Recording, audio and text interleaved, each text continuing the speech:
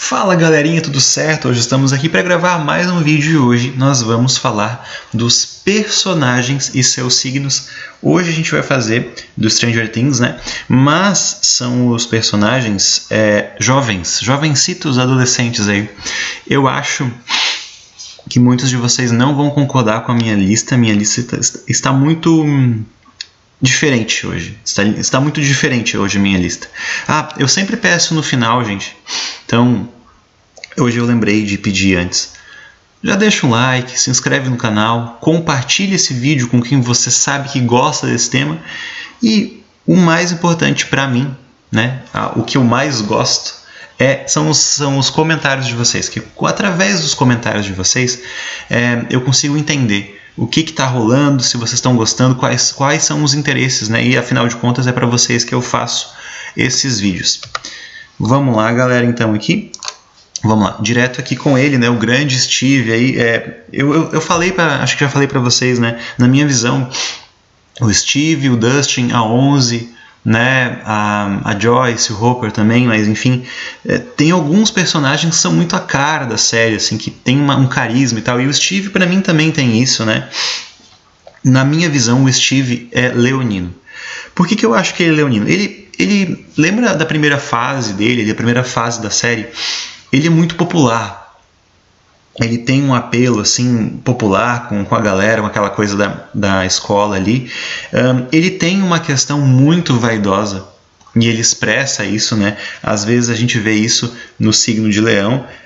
Eu acho que é mais no estereótipo do que a gente lê do signo de Leão do que propriamente a gente vê no signo de Leão. Às vezes, como eu sempre falo para vocês, né, vocês que me acompanham aqui, que o Leão tem um pouco, às vezes um espectro meio autista, assim, no sentido, eu acho que nunca fica tão claro quando eu explico isso, mas no sentido de ser voltado ao seu próprio mundo. Então ele em si não vai talvez se bajular, né? Muitas vezes ele vai adorar ser bajulado e elogiado, mas ele em si não vai se colocar tanto em evidência, né? O Steve, ele tem um grande carisma, ele tem um grande protagonismo, é um dos outros fatores que faz com que eu pense que ele seja leonino, assim, não, deixa pra mim que eu resolvo. Mas é um deixa pra mim que eu resolvo muito quando o pessoal tá olhando, né? Então eu acho que tem muito disso para querer chamar atenção na hora certa, né? É interessante que a gente pense nisso, e eu acredito também que o signo de Escorpião exerce muita liderança, muita força, mas não necessariamente quando os outros estão olhando. Entendem as diferenças? Não é nada bom ou ruim, apenas são características diferentes. Eu acho que é muito fundamental que a gente entenda isso quando estamos falando de astrologia. Agora vamos avançando aqui, vamos direto para Nancy. Galera, eu não tinha como dar outro signo para ela a não ser o signo de Virgem. Se vocês viram agora, a quarta temporada está mais fresco ainda, mais claro ainda, né? O quanto ela é virginiana, né? Eu tenho muito essa compreensão da Nancy, não só pela capacidade de detalhes que ela tem de especular, de olhar, e em alguns fatores eu acho o signo de Virgem muito parecido com o signo de Escorpião, mas o signo de Escorpião é um pouco mais provocativo, ele é um pouco mais caloroso, digamos assim, e vaidoso também, eu diria. E a Nancy, ela é mais fria, ela tem uma análise mais fria, o que poderia nos levar para uma questão aquariana, mas eu acho que o aquário também tem alguns lampejos aí de vaidade, de carisma também, de simpatia, de diversão, e não é muito a pegada da Nancy. A Nancy ela é mais analítica, mais detalhista, mais meticulosa, mais organizada, então eu acho que ela é mais virginiana mesmo, não consigo pensar em outro signo para ela não ser o signo de Virgem. Vamos lá, o Jonathan. Eu confesso, gente, que eu dei uma olhada em alguns outros vídeos por aí que estão rolando, né, aí na internet, em relação aos signos, em relação aos personagens e os signos, né? E o Jonathan, alguns canais colocaram ele com o signo de Escorpião. E eu achei bem interessante essa análise e eu concordei com ela, não fiz nem muita força para analisar e chegar nesse estereótipo, para chegar nesse arquétipo. Por que que eu falo isso? O olhar, né? Essa foto está muito característica. Na quarta temporada talvez ele não esteja tão assim, né? O personagem, eu acho que acontece isso, tá? Algo comum que acontece nas séries quando a gente tem quando vem muitos personagens, é difícil a gente conseguir aprofundar todos eles, né? Então o arco do Jonathan na quarta temporada ficou muito alerta aí para spoilers, né?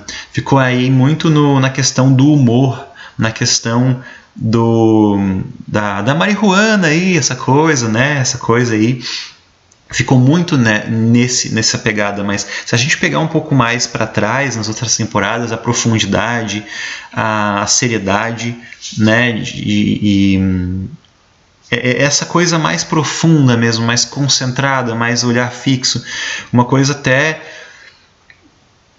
mais triste, talvez nesse lado, assim, né? A gente tem o Jonathan, um personagem bem escorpiano, bem tipicamente escorpiano, né?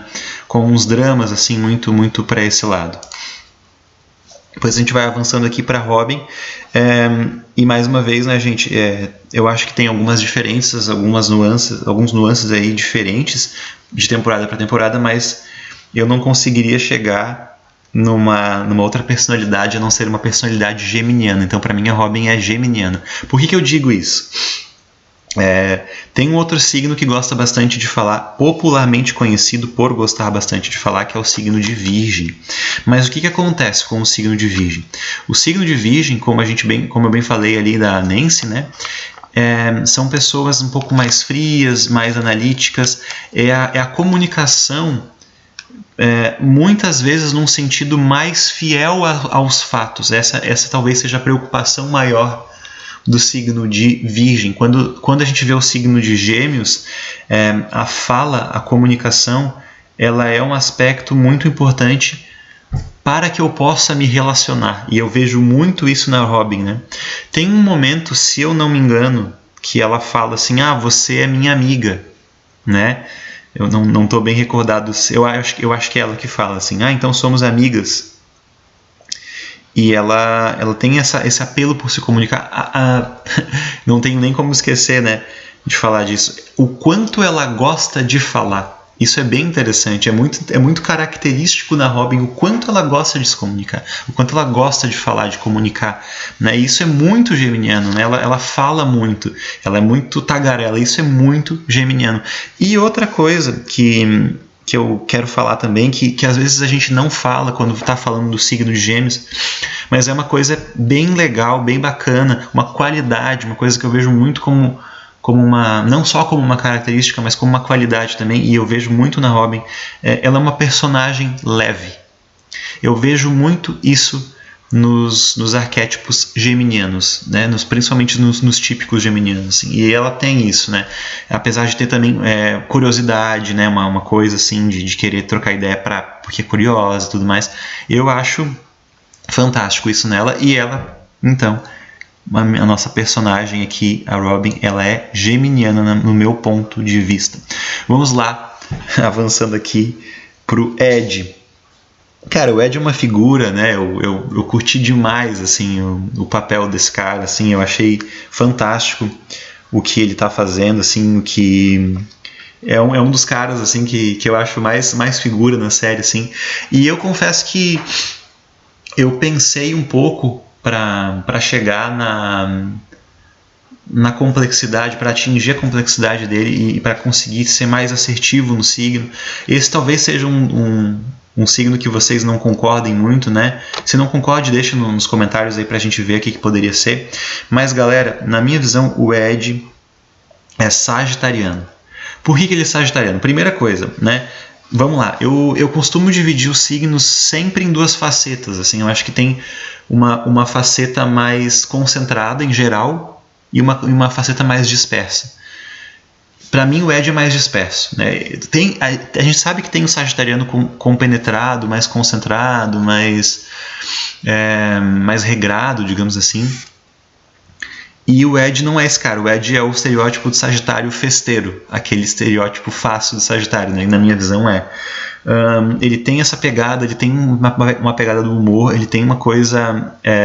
Só que o que é interessante? Ele é o repetente. E ele, então, carrega o tom de ser um cara experiente, né? O Sagitário também tem isso, então a gente esquece um pouco de falar disso quando tá falando só do Sagitário, porque é o bom humor, porque é o festeiro, porque é o alegre, mas eu acho que o Sagitário ele sempre passa um ar um pouco mais velho, um pouco mais sábio, um pouco mais veterano, né? A gente tem, só por uma curiosidade aqui para vocês, né? Todos os signos do zodíaco têm uma correlação com os deuses da mitologia grega e o deus que tem a ver, né, com a gente em relação à astrologia e à mitologia. O deus que corresponde, o deus grego que corresponde ao Sagitário é o Zeus. E Zeus é o pai do Olimpo, né, o senhor do Olimpo. Então, com certeza, ele carrega esse tom, ele carrega essa energia, né? O signo de Sagitário também carrega essa energia. E para a gurizada, para a molecada ali, ele tem isso, né? Porque ele é mais velho, não tem como não ter. Não tem como ele não ser essa figura para a garotada, né? E ele rivaliza um pouco com o Steve, esse cargo, essa função, né? O que eles acabam tirando de letra. Então, se você for analisar a relação de um com o outro também é interessante, até porque eu coloquei o Steve como Leão e o Ed como Sagitário, então eles têm uma conexão, né? A gente consegue perceber aí que eles têm tons diferentes, né? Para o mesmo tipo de personagem, em alguma esfera, né? Eu acho que o Ed ele tem muito mais essa coisa assim de tudo bem não me levarem tão a sério, né? E mais uma coisa, gente. Tem outro momento na quarta temporada que a gente consegue atingir uma complexidade um pouco maior do personagem, né? Que é quando... alerta de spoiler. Que é quando ele tem que ficar escondido. E aí eu acho legal também a gente falar do personagem, porque o Ed tem uma ansiedade, ele tem uma coisa um pouco social, mas ele conseguiu abraçar esse desafio bem. Eu acho que isso o Sagitário também tem, qual é a causa, né? Qual é a missão? Vamos até o final nessa missão, como é que não é? E ter assumido essa responsa eu acho bacana também, eu acho que tem a ver com o Sagitário, tá certo? Vamos lá. Agora vamos pro Árdio. Cara, esse foi mais difícil ainda porque os elementos são muito estereotipados, né? Então eu acabei colocando ele como um aquariano leve, um aquariano típico, né? Ele também tem um pouco, ele já é o mais velho, ele é o que dirige, né? Então também tem esse ar mais velho, né? Mas por que eu não trouxe ele para o Sagitário, por exemplo? Por que o Ed eu coloquei Sagitário e o Árdio eu coloquei Aquário?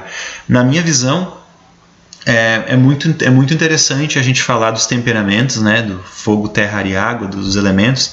E quando a gente fala do signo de fogo, a gente tem um protagonista, a gente tem aquele que é centralizador, aquele que tem uma personalidade mais forte. Então, apesar de eles compartilharem um pouco do humor, essas coisas assim, o Árdio, ele é mais leve, ele não tenta protagonizar tanto, ele não tenta trazer a história para si, ele não fala tanto de si. Então, para mim, ele é aquariano, né? E ao mesmo tempo que ele é assim, eu consigo levar o Aquário para ele, que é um cara que ele, além do humor, além daquilo que tá ali, ele não se mostra. E eu vejo muitas vezes o Aquário assim, é muito interessante a gente parar para analisar esses dois arquétipos na astrologia, o Aquário e o Capricórnio. O Capricórnio, muitas vezes ele não se expõe tanto, né?